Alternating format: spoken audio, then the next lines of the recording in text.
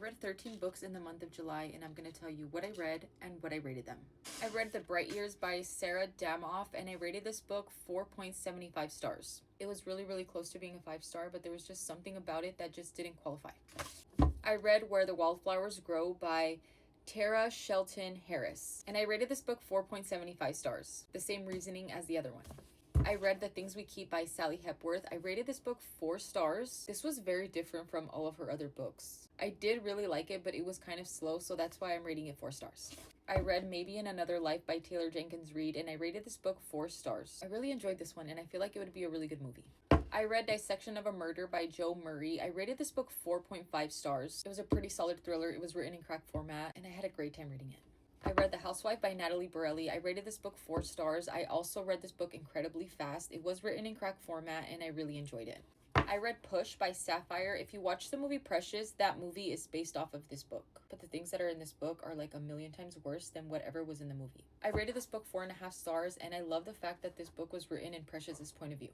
I read Keep Them Close by David Ellis. So far, this is my least favorite book by David Ellis. I rated this book 3.5 stars. I don't know, it just didn't do it for me. I read We Begin at the End by Whitaker, and I don't know, every time I read a book by Whitaker, it feels like I'm watching a show that's at least 8 seasons long. I rated this book 4 stars. It was just okay to me.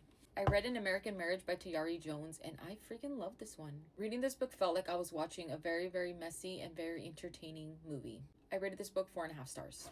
I read River Black by Kristina, Brune, and spoiler, if you're a chicken like me, you're only going to be able to read this book during daylight hours. I rated this book 4.75 stars, only because it's YA, and I don't typically read YA. And also because this book is scary. I don't typically read books that are scary because I sleep alone a lot of the time, and I am a chicken. But if you like to be scared, then read at your own risk. I read Silver Sparrow by Tayari Jones, and again, it felt like I was watching a very dramatic, very messy movie, and I freaking loved it. Tayari Jones has now become one of my auto-buy authors. I rated this book 4.5 stars. And last, I am currently reading The Forest of Vanishing Stars by Kristin Harmel, but I'm almost done with it. That's why it's on this list, because I'm going to finish it before the day ends. This is feeling like a 5-star. Let me tell you what it's about.